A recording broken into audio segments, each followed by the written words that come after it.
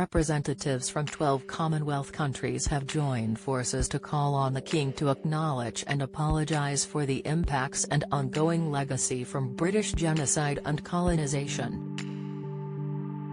The statement, which has been sent to Charles, calls on Britain's new monarch to act on the royal family's recent expressions of sorrow by beginning a process for reparations and returning stolen artefacts and bodily remains.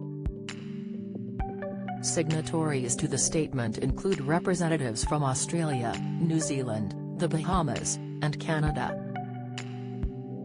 The statement said, "Our collective Indigenous rights organizations among other organizations who are working to help our communities recover from centuries of racism, oppression, colonialism and slavery, now rightly recognized by the United Nations as crimes against humanity, also call for a formal apology and for a process of reparatory justice to commence."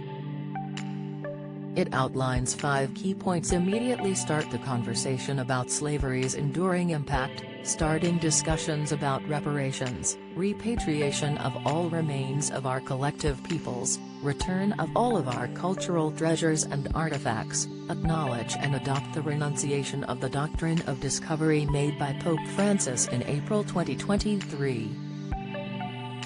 One of the representatives, Australian Senator Lydia Thorpe, said, "The British monarchy oversaw the oppression of First Nations peoples in British colonies all over the world.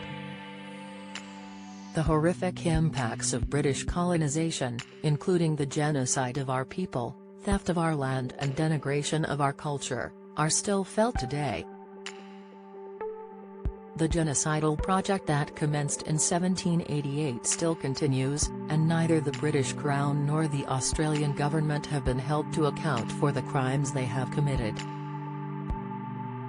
This joint statement, from First Nations and human rights advocates across the Commonwealth, calls on King Charles III to make a formal apology and begin a process of repairing the damage of colonisation, including returning the stolen wealth that has been taken from our people.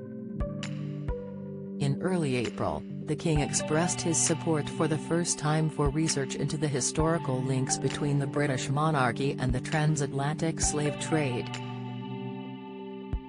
Buckingham Palace said Charles takes the issues profoundly seriously and the royal household will help with the academic project by offering access to the royal collection and the royal archives.